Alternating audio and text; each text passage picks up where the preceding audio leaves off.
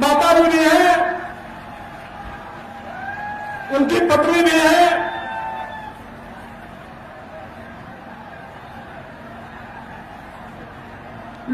फूलपुर लोकसभा के प्रत्याशी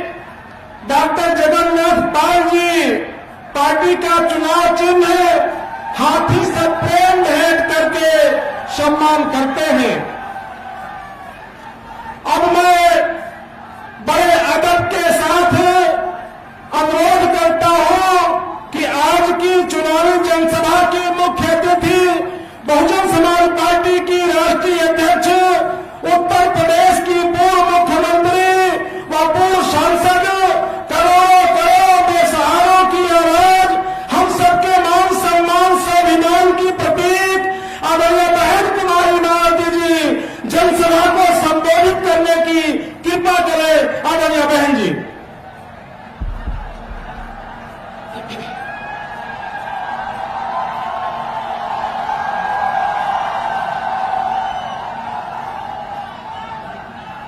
बीएसपी की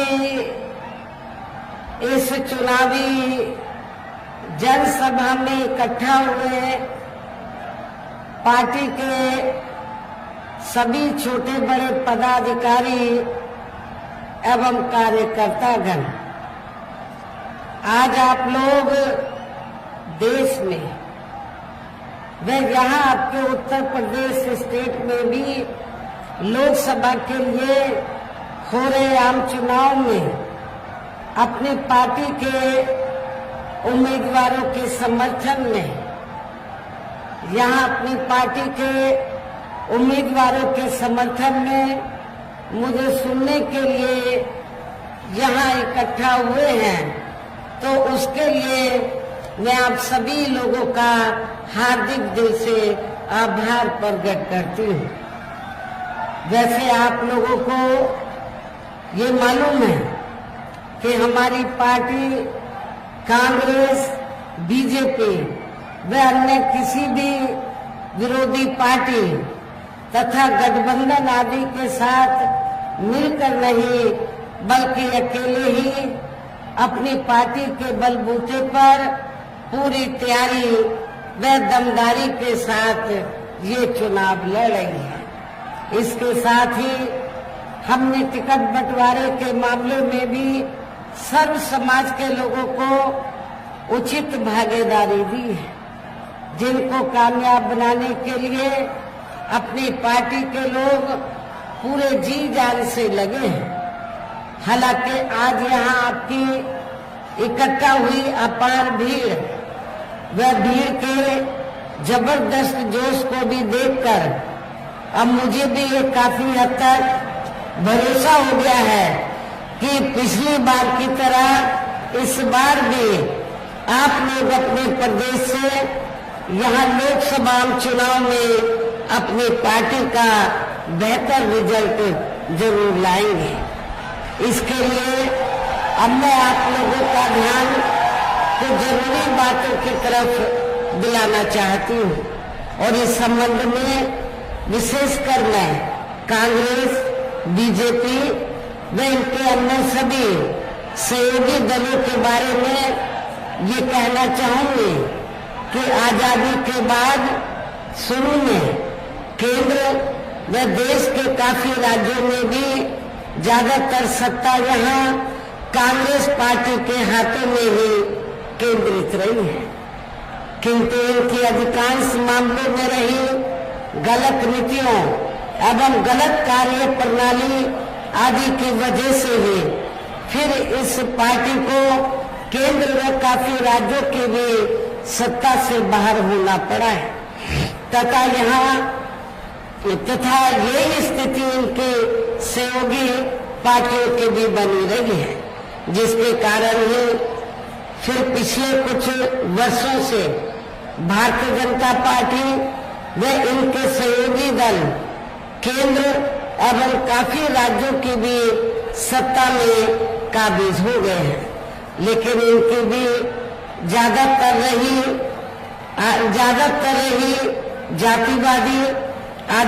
जातिवादी, पूंजीवादी, संकीर्ण, सांप्रदायिक व द्वेषपूर्ण नीतियों एवं कार्य प्रणाली आदि से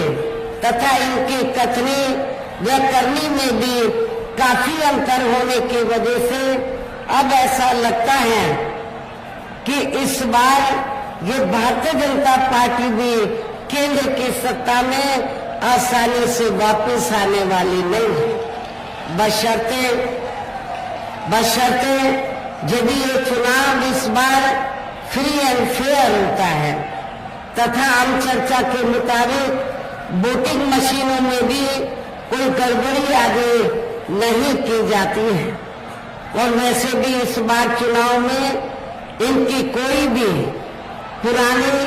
एवं नई चल रही नाटकबाजी, जुमलेबाजी व गारंटी आदि काम में आने वाली नहीं है,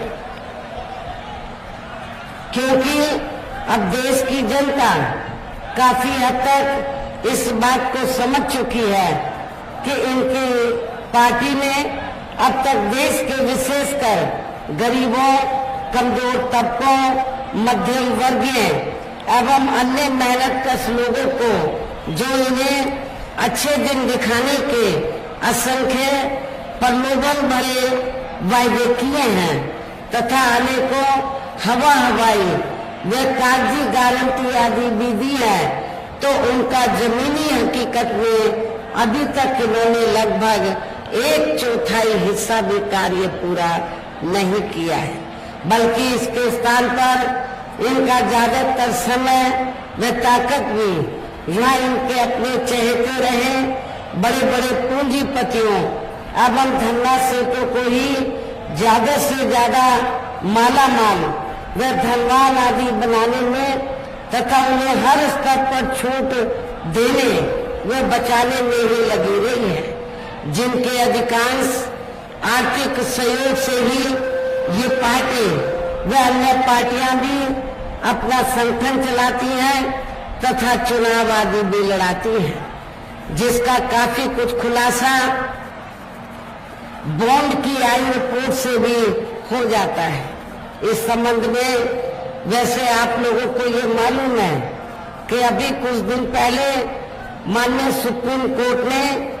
इस मामले को काफी गंभीरता से लेते हुए तो केंद्र की सरकार के ऊपर दबाव बनाया, उनको निर्देशित किया, उनको लिखित नोटिस जारी किया। क्या किया कि आप उस रिपोर्ट का खुलासा करें, तो जिस रिपोर्ट में बॉन्ड की पूरी रिपोर्ट है और जिस रिपोर्ट में ये वर्णित है कि किस पार्टी ने कितना पैसा बॉन्ड के जरिए इस देश के बड़े बड़े पूंजीपतियों व धन्ना सेठों आदि से लिया। जब रिपोर्ट आई तो आपको ये जानकर आपको लगा होगा कि इस रिपोर्ट में बीएसपी तो किधर नहीं है। जब रिपोर्ट आई तो रिपोर्ट में कांग्रेस, बीजेपी व जो अन्य और विरोधी पार्टियां हैं, तो रिपोर्ट से ये खुलासा हुआ कि इन सभी विरोधी पार्टियों ने तो देश के बड़े बड़े पूंजीपतियों व धन्ना सेठों से बॉन्ड के जरिए अपनी पार्टी के संगठन को चलाने के लिए, चुनाव आदि लड़ाने के लिए करोड़ों व अरबों रुपया लिया है, करोड़ों व अरबों रुपया लिया है, और जिसको इन्होंने बहुत छिपा कर रखा था। लेकिन माननीय सुप्रीम कोर्ट ने उस रिपोर्ट का खुलासा करने के बाद तो फिर ये लोग एक्सपोज हो गए। लेकिन उस रिपोर्ट में कहीं ये वर्णित नहीं था कि बहुजन समाज पार्टी ने किसी भी पूंजीपति या धन्ना सेठ से एक भी रुपया अपनी पार्टी के संगठन को चलाने के लिए या चुनाव आदि लड़ाने के लिए लिया है। इससे ये स्पष्ट है कि हमारी पार्टी पूरे देश में अपने पार्टी के संगठन को चलाने के लिए वे चुनाव आदि लड़ाने के लिए इस देश के बड़े बड़े पूंजीपतियों व धन्ना सेठों से पैसा नहीं लेती है, बल्कि अपने कार्यकर्ताओं के जरिए मेंबरशिप द्वारा मेंबरशिप द्वारा वे मेरे जन्मदिन के मौके पर भी थोड़ा थोड़ा धन इकट्ठा करके और चुनाव के मौके पर भी अपने कार्यकर्ताओं से ही थोड़ा थोड़ा धन इकट्ठा करके तो हमारी पार्टी चुनाव लड़ाती है, संगठन आदि को चलाती है। इसलिए आप लोगों को जब भी कोई ये जिम्मेवारी दी जाती है तो आप लोग खुशी खुशी से इस जिम्मेवारी को निभाते हैं। मुझे इसके लिए आप लोगों के ऊपर बहुत ज्यादा गर्व है। और जब ये रिपोर्ट आई होगी तो आप लोगों ने सीना तान के कहा होगा, देखो हमारी बहन जी ने किसी भी बड़े पूंजीपति और धन्ना सेठ से अपनी पार्टी के संगठन को चलाने के लिए या चुनाव आदि लड़ाने के लिए पैसा नहीं लिया है, जबकि इसमें सारी पार्टियां एक्सपोज हो गई थी। ये भी आप लोगों को मालूम है। इसके साथ ही अब ऐसा लगता है,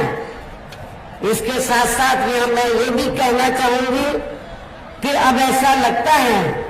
कि कांग्रेस पार्टी की तरह ही बीजेपी ने भी केंद्र की तमाम सरकारी जांच एजेंसियों का ज्यादातर राजनीतिकरण ही कर दिया है।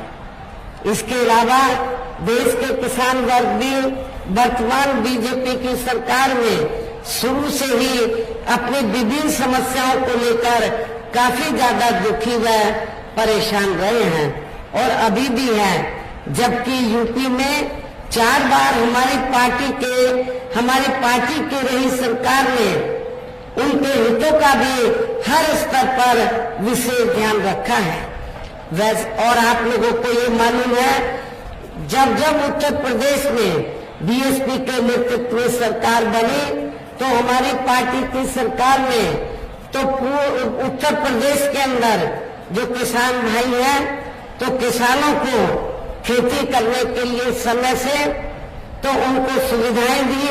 सस्ते साधन उपलब्ध कराए और जब उनकी फसल तैयार होकर आई तो उनकी फसल का भी हमारी सरकार ने उचित दाम दिया है, जो अब आपको होता हुआ नजर नहीं आ रहा है। इतना ही नहीं बल्कि केंद्र में पूर्व की रही कांग्रेसी सरकार की तरह ही वर्तमान भाजपा सरकार में भी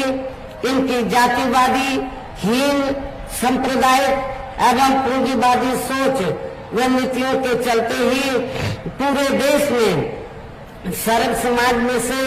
खासकर गरीबों, दलितों, आदिवासियों, पिछड़े वर्गों, मुस्लिम एवं अन्य धार्मिक अल्पसंख्यक समाज के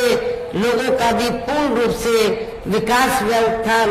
आदि नहीं हो सका है। और इस संदर्भ में वैसे आप लोगों को ये मालूम है कि पूरे देश में यहाँ दलितों, आदिवासियों एवं अन्य पिछड़े वर्गों का सरकारी नौकरियों में वर्षों से अधूरा पड़ा आरक्षण का कोटा भी अभी तक पूरा नहीं भरा गया है। विशेषकर एससी व एसटी वर्गों के सरकारी कर्मचारियों का पदोन्नति में आरक्षण भी अब काफी हद तक प्रभावहीन ही बना दिया गया है। और खासकर सपा सरकार के दौरान तो ये व्यवस्था ही बिल्कुल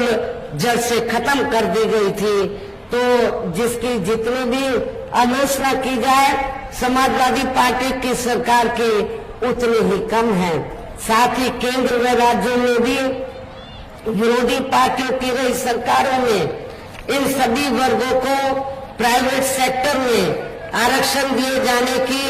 व्यवस्था किए बिना ही इनकी सरकारों के ज्यादातर सरकारी कार्य अब प्राइवेट सेक्टर के जरिए ही इनके बड़े बड़े पूंजीपतियों व धन्ना सेठों आदि को ही दिए जाने के कारण अब इनको पूरे देश में आरक्षण का बहुत कम ही लाभ मिल पा रहा है। इसी प्रकार इनका अन्य और मामलों में भी शोषण व उत्पीड़न आदि होना अभी तक भी बंद नहीं हुआ है। इनके साथ साथ मुस्लिम व अन्य धार्मिक अल्पसंख्यक समाज के लोगों की भी हालत हर स्तर पर यह काफी ज्यादा खराब व दयनीय ही बनी हुई है, जिसका काफी कुछ खुलासा सच्चर कमेटी की रिपोर्ट में भी किया गया है। इतना ही नहीं बल्कि पिछले कुछ वर्षों से केंद्र व अधिकांश राज्यों में भी बीजेपी व आरएसएस की सरकारों के चलते हुए अब इनका विकास एवं उत्थान आदि होना भी काफी हद तक बंद सही हो गया है। आए दिन इन पर खासकर हिंदुत्व की आड़ में हो रही जुर्म जाति भी यह काफी ज्यादा चरम सीमा पर पहुंच चुकी है। इनके साथ साथ अपर कास्ट समाज में से विशेषकर गरीब लोगों की भी हालत हमें कोई खास अच्छी नजर नहीं आती है। और यहाँ मैं ये भी कहना चाहती हूँ, जब भी यहाँ उत्तर प्रदेश में समाजवादी पार्टी सत्ता में रही है या वर्तमान में भारतीय जनता पार्टी की सरकार चल रही है, लेकिन इन दोनों पार्टियों की सरकारों में जो अपर कास्ट समाज में से जो गरीब लोग हैं वो सभी दुखी रहे हैं, लेकिन जो ब्राह्मण समाज है वो सबसे ज्यादा दुखी रहा है। उनका हर स्तर पर शोषण व उत्पीड़न आदि बड़े पैमाने पर हुआ है।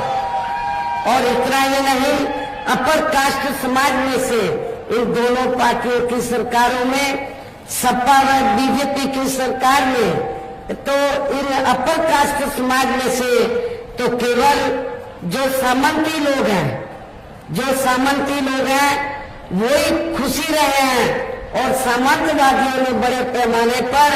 चाहे तो कमजोर तबके के लोग हैं या अपर कास्ट में से गरीब लोग हैं, उनका बड़े पैमाने पर शोषण व उत्पीड़न आदि किया है। आपके प्रतापगढ़ जिले में तो स्थिति बड़ी ज्यादा खराब है, अभी भी बहुत ज्यादा खराब है। इनके गलत कृषि नीतियों के कारण किसान वर्ग भी आए दिन आंदोलित ही रहता है। साथ ही इनके गलत आर्थिक नीतियों की वजह से देश की अर्थव्यवस्था पर भी इसका काफी बुरा प्रभाव पड़ा है, जिससे यह विशेषकर छोटे एवं मध्यम वर्गीय व्यापारी वर्ग भी काफी ज्यादा दुखी व परेशान है। और अब केंद्र में पूर्व की रही सरकारों की तरह ही वर्तमान भाजपा सरकार में भी यह पूरे देश में गरीबी, बेरोजगारी एवं महंगाई आदि भी लगातार काफी ज्यादा बढ़ रही है। देश में हर स्तर पर फैला भ्रष्टाचार भी अभी तक खत्म नहीं हुआ है। ऐसे में अब आप लोगों को देश में हो रहे लोकसभा चुनाव में कांग्रेस, बीजेपी व इनकी सहयोगी पार्टियों को भी केंद्र की सत्ता में आने से जरूर रोकना है, जिनकी गलत नीतियों व गलत कार्य प्रणाली आदि को आप लोग काफी हद तक आजमा भी चुके हैं। ऐसी स्थिति में अब ये विरोधी पार्टियां इस चुनाव में भी किस्म किस्म के साम, दाम, दंड, भेद आदि अनेकों हथकंडे इस्तेमाल करके केंद्र की सत्ता में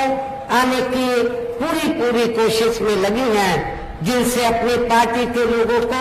हर स्तर पर काफी ज्यादा सावधान रहना है। और इस मामले में विरोधी पार्टियां अपने अपने पक्ष में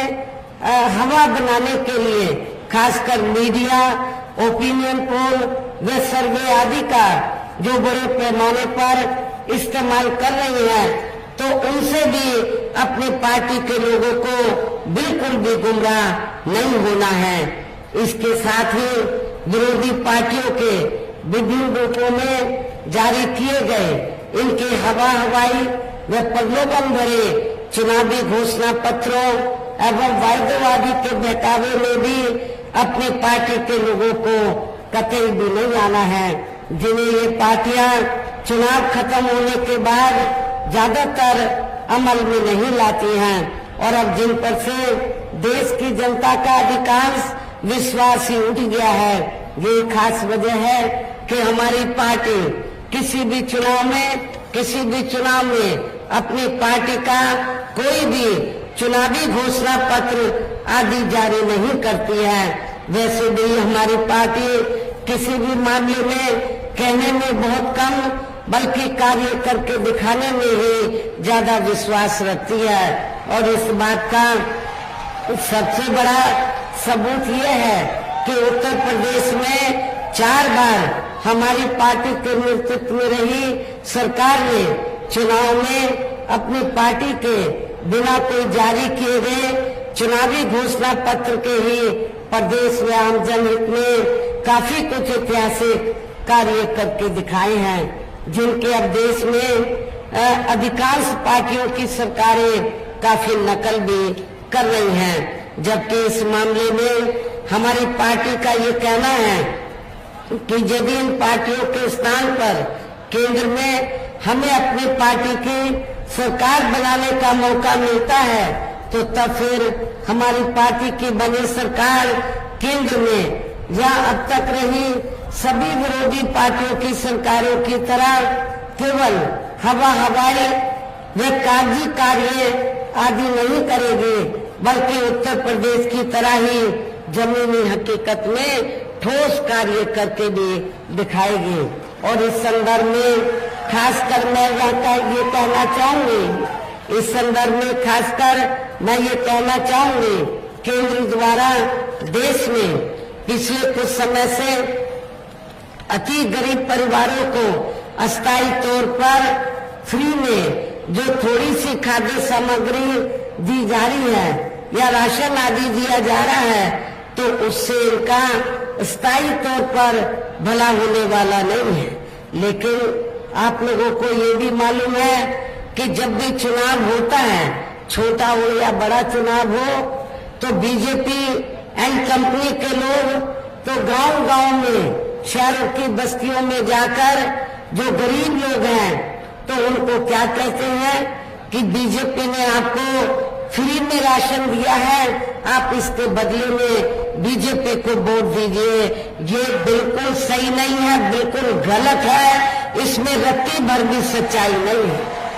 क्योंकि मैं गरीब लोगों को ये बताना चाहती हूँ कि जिनको भी फ्री में राशन मिल रहा है वो बीजेपी की जेब से नहीं दिया जा रहा है, आरएसएस की जेब से नहीं दिया जा रहा है, बल्कि पूरे देश के अंदर जो जनता सरकार को टैक्स देती है और टैक्स के जरिए जो पैसा आता है उस पैसे से आपको फ्री में राशन दिया जा रहा है, जिस पे आपका अधिकार है। बीजेपी या अन्य बीजेपी या आरएसएस का अधिकार नहीं है, इनकी कोई मेहरबानी नहीं है। इसलिए आप लोगों को अपना वोट तो इनके बहकावे में आकर गलत पार्टी को नहीं देना है, बल्कि बहुजन समाज पार्टी को ही अपना वोट देना है। और वैसे भी इनकी ये जटिल समस्या, जो गरीब लोगों की ये जटिल समस्या देश में हर हाथ को काम देने से ही केवल दूर हो सकती है, जिसकी तरफ हमारी पार्टी की बनी सरकार विशेष ध्यान देगी। साथ ही देश में पिछले काफी वर्षों से आए दिन बढ़ रही गरीबी, बेरोजगारी व महंगाई आदि से भी जनता बहुत ज्यादा दुखी व परेशान है, जिसे भी आर्थिक नीतियों में तब्दीली करके जरूर दूर किया जाएगा। धर्म की बिगाड़ में पिछले कुछ वर्षों से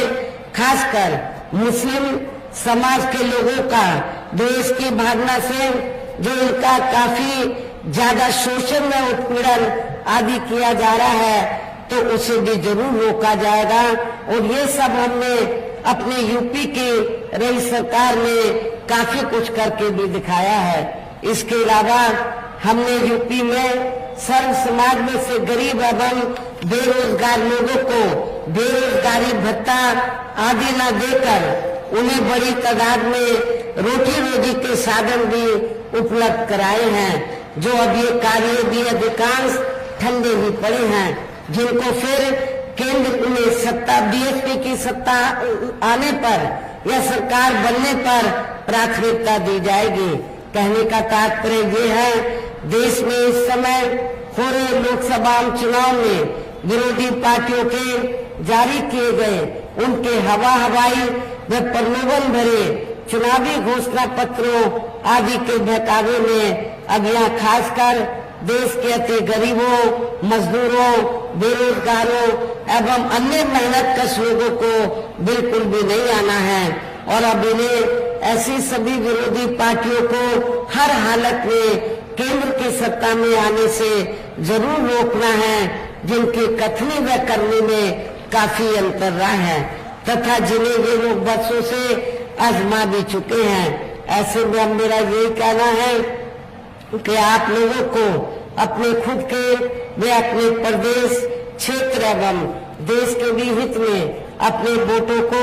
यहाँ कांग्रेस, बीजेपी व अन्य विरोधी पार्टियों को न देकर केवल अपने एकमात्र हितैषी पार्टी बहुजन समाज पार्टी को ही देना है। जो ये पार्टी उत्तर प्रदेश की तरह ही केंद्र में भी अपनी पार्टी की सरकार बनने पर फिर पूरे देश में यहाँ अपनी पार्टी के सर्वजन हिताय व सर्वजन सुखाय की नीतियों पर आधारित सरकार चलाएगी। इसके साथ साथ केंद्र से जुड़ी आपके क्षेत्र के जो भी यहाँ स्थानीय समस्याएं होंगी तो उन्हें भी फिर दूर करने का हर संभव पूरा प्रयास किया जाएगा। साथ ही यहाँ गरीबों, मजदूरों, बेरोजगारों, कर्मचारियों, किसानों, छोटे व्यापारियों एवं अन्य मेहनतकश लोगों के हितों का भी विशेष ध्यान रखा जाएगा। सर्व समाज में से खासकर दलितों, आदिवासियों, पिछड़े वर्गों, मुस्लिम व अन्य धार्मिक अल्पसंख्यक समाज के लोगों के विकास एवं उत्थान के साथ साथ हर स्तर पर इनकी सुरक्षा आदि के लिए भी जरूरी कदम उठाए जाएंगे। और तभी फिर यहाँ वास्तव में अपने देश के महान संतों, गुरुओं व महापुरुषों में भी विशेषकर महात्मा ज्योतिराव फुले, श्री छत्रपति शाहू जी महाराज, श्री नारायण गुरु, बाबा साहब डॉक्टर भीमराव अम्बेडकर एवं मान्यवर श्री कांशीराम जी आदि का अधूरा रहा सपना जरूर साकार हो सकता है, जिनको यूपी में हमारी पार्टी की गई सरकार द्वारा हर स्तर पर पूरा आदर सम्मान दिया गया है। इन्हीं खास बातों के साथ ही अब मेरा देश व आपके स्टेट के भी हित में, क्षेत्र के भी हित में यही कहना है कि हमारी पार्टी ने यहाँ जिनको भी चुनाव के मैदान में उतारा है, जो आपके सामने मंच पर भी मौजूद है, तो उन्हें आपको जरूर कामयाब बनाना है, जिसके लिए यहाँ पार्टी के सभी स्तर के छोटे बड़े पदाधिकारी एवं कार्यकर्तागण आदि पूरे जी जान से लगे हैं। और अब अंत में मेरा यही कहना है कि आप लोगों को